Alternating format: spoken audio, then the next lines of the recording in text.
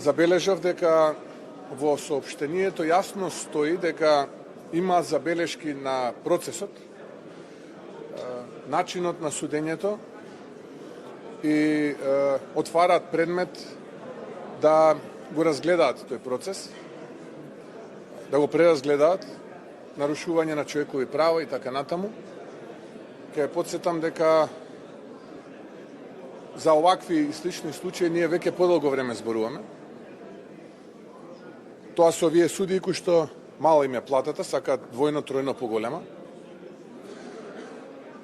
Партиски октруирани и заробени од страна на претходната влада.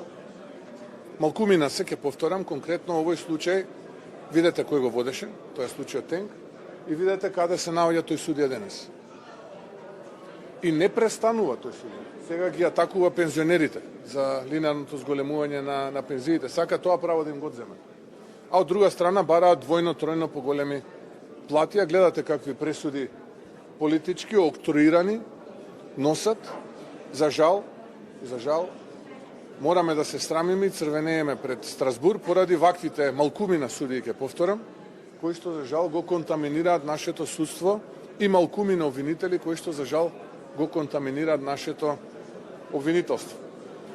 Јас уште еднаш ке кажам дека реформи во делот на судството и обвинителството се апсолутно потребни, но суштински реформи, не е зголемување на платите.